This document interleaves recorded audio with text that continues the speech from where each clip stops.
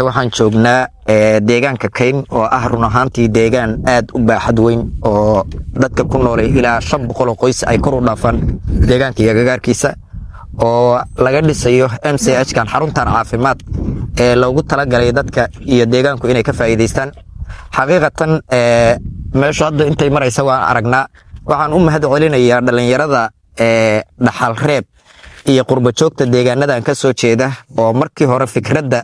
meeshan lagu asaasay lahaa haddana hawsheeda ku jira aad iyo aad ugu mahad celinaya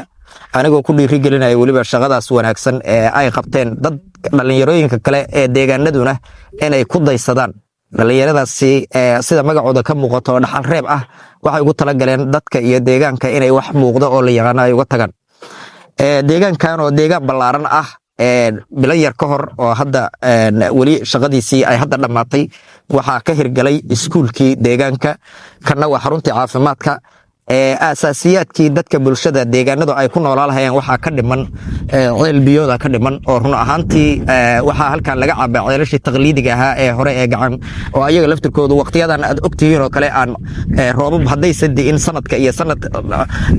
xilli roobaadku hadduu baaqdo ceelashuna waa guraan aan biyo lahayn waxaan rajaynayaa haddii ilaahay ma ayaguna inay dowladda galmudug insha allahu ceelkii biyaha oo aad iyo aad deegaanka muhiim uga ah in la heli doono rajo fiican ka qabnaa insha allahu waxaan bogaadinayaa dadka deegaanka oo run ahaantii isku tashigan ayaga laftirkoodu qayb muhiima ka ah waxaa la yiraahdaa qof gurguuranayo meel u socdo haddii la arko waxaa laga yaabaa kuwa ag jooga inay yiraahdaan war ma kicino istaagay inuu haddaan istaajino uu ku tagaa suuragal ah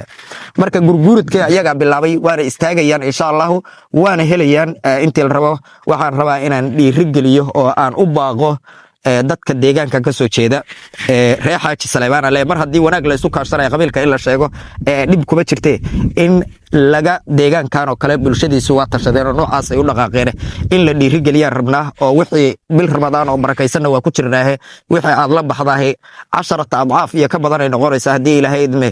in waxaan rabnaa bisha Ramadaan haddii Ilaahay idme inta la dhaafin ay noo dhamaato meeshaas inay noo dhamaataan rabnaa dadka wanaagsan ee wax sadaqaysta umrada lacagaha lagu aadayo waxaan aaminsanahay sida culimadu noo sheegeen inay ka fadli badan tahay in halkaan oo kale lagu bixiyo inay ka fadli badan tahay aaminsanahay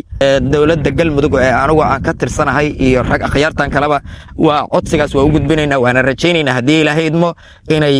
maxay ahaato laga soo jawaabi doono insha Allah aad iyo aad u mahadsantii